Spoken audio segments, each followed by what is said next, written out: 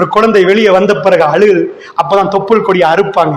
அறுத்தா இதுவரைக்கும் அந்த குழந்தை நானோ நீங்களோ சாப்பிட்ட வழி, அதாவது தொப்புளால வாயால சாப்பிட தெரியாது. பள்ளி இல்லை அதாவது மருத்துவர்கள் சொல்றார்கள், சயின்டிஸ்ட் சொல்றாங்க, பள்ளி இல்லைண்டா குடல் பூரணமா வளரல.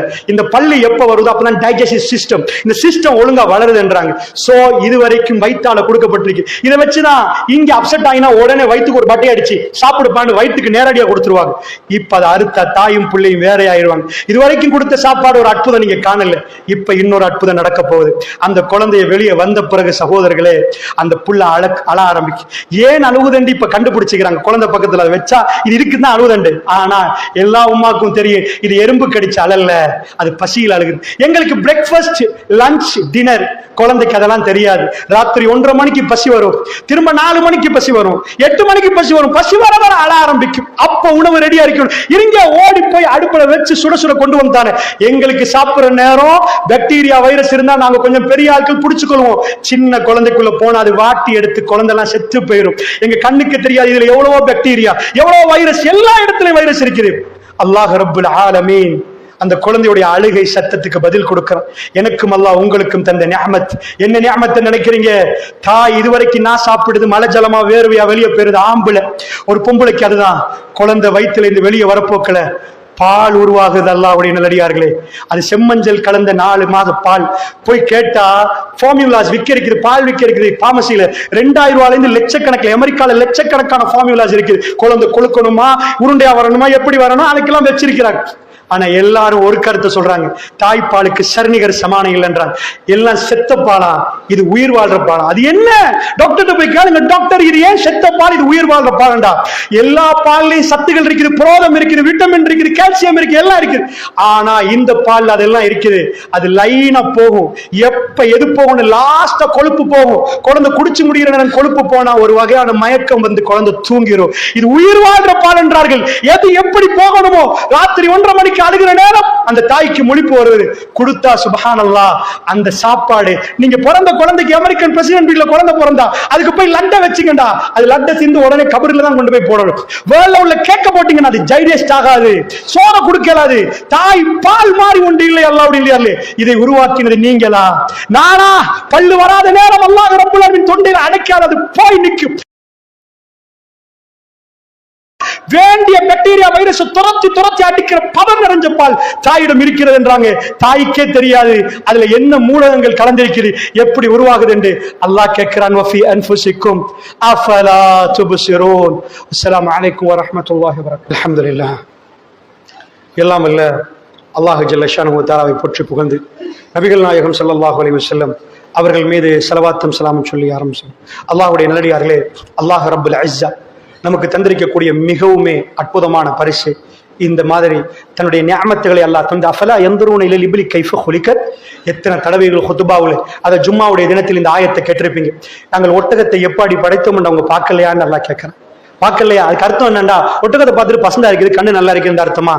எப்படியா பாலைவனத்தில் இவ்வளவு? அதுக்கு போய் வாயை வச்சா 130 லிட்டரை 10 நிமிஷத்துல உள்ள எடுத்துருமா. எங்க போனாலும் டேங்க் நிறைச்சி, நம்ம எப்படி டேங்க்ல இருந்து மோட்டர் போட்டு டேங்க்ல எடுத்து தண்ணி எடுக்கிறோமோ போற வழியில தண்ணி கிடைக்குமா? சகோதரர்களே, பாலைவனத்தில் பிரயாணம் செய்வதற்கு ஒட்டகம் மட்டும் இல்லைன்றால் அவர்கள் செத்து மடிந்திருப்பார்கள் அந்த காலத்தில். இன்றைக்கு நிறைய வாகனம் இருக்கிறது. அல்லாஹ் கேட்கிறார், அஃபலா யன்துரூன இலல் இப்லி கைஃப குலிகத். ஒட்டகம் எவ்வாறு படைக்கப்பட்டதுன்னு பார்க்கலையா?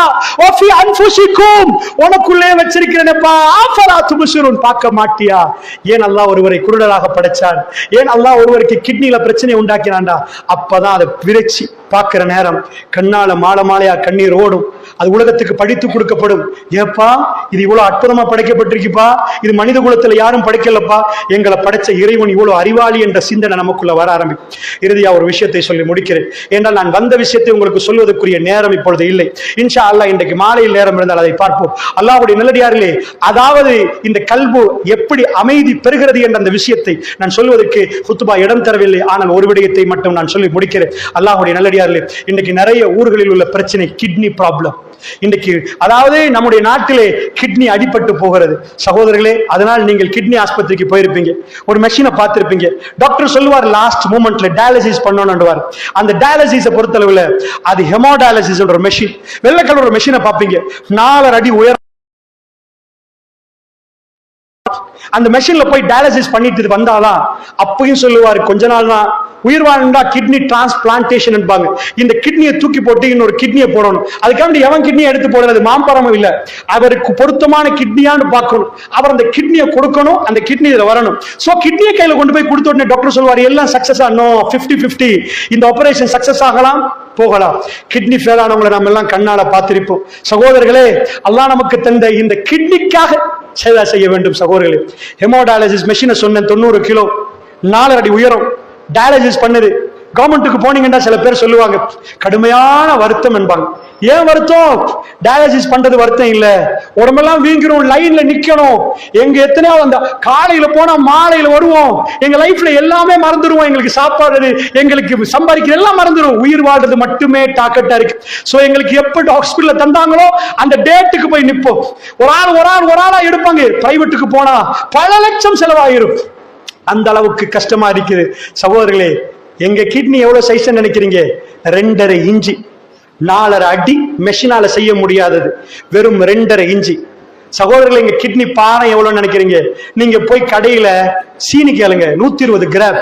அது எவ்வளவு பாருங்க, 90 கிலோ அந்த மெஷின், வெறும் 120 கிராம் எங்க கிட்னி. சகோதரர்களே, அதுல ஃபங்க்ஷன் எங்க உடம்ப அப்படியே ஃபில்டர் பண்ணி நம்ம எதை சாப்பிட்டாலும் அதை வெளியே தள்ளுது. ஆனால் அது இல்லாம போச்சுன்னு வைங்க, அது டேமேஜ் ஆச்சுன்னு வைங்க, முடிஞ்சு போச்சு. சகோதரர்களே, அதுக்கு நன்றி செலுத்த வேண்டாமா? அதுக்கு நன்றி செலுத்த வேண்டாமா? லஇன் ஷக்கர்தும் லஅஸீதன்னகும். இதெல்லாம் நினைச்சு பார்த்து நாம் ஷுக்ர் செய்தால் எங்களுக்கு அல்லாஹ் அதை அதிகப்படுத்தி தருவான். அல்லாஹ்வுடைய நல்லடியார்களே, அப்படி என்றால் நீங்கள் புரிந்திருப்பீர்கள், அல்லாஹ்வுக்கு நாம் அல்லாஹ்வை நினைத்து பார்ப்பதற்கு அரபியில் சொல்வது ஜிக்ர். சகோதரர்களே, எங்களுக்கு கிடைத்த இந்த வாழ்க்கையிலே ஜிக்ர் செய்வோம். நம்ம மூச்சை விடுறோம், இந்த பக்கத்தில் ஆக்சிஜனும் இருக்கிறது, கார்பன் டை ஆக்சைடும் இருக்கு. எனக்கு பிரிக்க தெரியல, ஆனா எனக்குள்ள உள்ளவருக்கு பிரிக்க தெரியுது. அது ஆக்சிஜனை எடுத்து கார்பன் டை ஆக்சைடை வெளியே அனுப்புது. சகோதரர்களே, அல்லாஹ்வுடைய நல்லடியார்கள் என்ன அற்புதம்! ஆக்சிஜன் மட்டும் கிடைக்கிற நம்ம எல்லாரும் மௌத்தா போயிரும். சாப்பாடு கிடைக்காம பல நாட்கள் இருப்போம், தண்ணி கிடைக்காம பல மணித்தால் இருப்போம். மூச்சு இல்லாமல் எங்களுக்கு 4 நிமிடங்கள் இருக்க முடியாது. சகோதரர்களே, அதனால் கவனமாக இந்த விஷயத்தை புரிந்து கொண்டிருக்கிற நாம், அல்லாஹ் நமக்கு நிறைய அருட்கொடைகளை தந்திருக்கிறார். இது நாம் உருவாக்கினது அல்ல, அல்லாஹ்வுடைய நல்லடியார்களே. ரஹ்மான் அதுக்கு நன்றி செலுத்துவதற்கு பெருமானார் தன்னுடைய வாழ்நாள் முழுக்க நன்றி செலுத்தினார்கள். அந்த சிக்கர்கள் கல்வில போய் சேர்ந்தது. அவருக்கு பிரச்சனை என்று வருகிற நேரம் அந்த உள்ள போனது வெளியே வந்தது.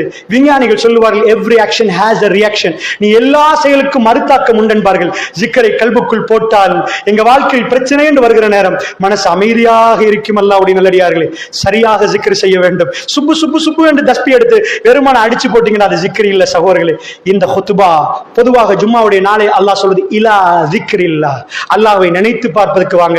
சகோதரர்கள், அல்ஹம்துலில்லாஹ் தெரிகிற முகமெல்லாம் கண் திறந்திருக்கிறது.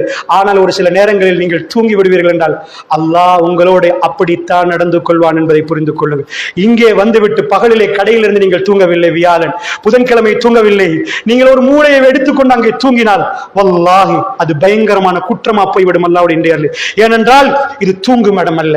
இலா திக்ரில்லா சொல்லப்படுகிற செய்திகளை அல்லாஹ்வை நினைவு கூர்ந்து இந்த கல்பு அச்சத்தால் உறைந்து போகிற நேரம் அல்லாஹ் ரப்பல் இஸ்ஸா என்னையும் உங்களையும் அவனை தியானிக்கக்கூடிய பாக்கியம் உள்ள அடியார்களாக தரட்டும். எல்லா படிப்பையும் கொடுத்துட்டு அல்லாஹ் அந்த தௌஃபீக்கை கொடுக்கவில்லை என்றால் இந்த நாவால் அல்ஹம்துலில்லாஹ் வராது. சகோதரர்களே, இந்த நாவால் சுப்ஹானல்லாஹ் வராது. புல் மூட்டை என்ற ஊரிலே நீங்களை எல்லாம் அல்லாஹ் சேர்த்து அந்த ஜிக்ர் செய்கிற பாக்கியத்தை அதை படிப்பதற்கு தந்தானே, அல்ஹம்துலில்லாஹ் சும்மா அல்ஹம்துலில்லாஹ். அல்லாஹ்வுக்கு எல்லா புகழும். அல்லாஹ் அப்படிப்பட்ட அடியார்களாக எங்களை மாற்றி நல்ல வாழ்க்கையை வாழ்ந்து இறுதி பயணத்தை போகிற நேரம் அவன் பொருந்து கொண்ட அடியானாக எங்களை ஆக்கி அருள் புரிவானாக. அஸ்ஸலாமு அலைக்கும் வரஹ்மத்துல்லாஹி வபரகாத்துஹு.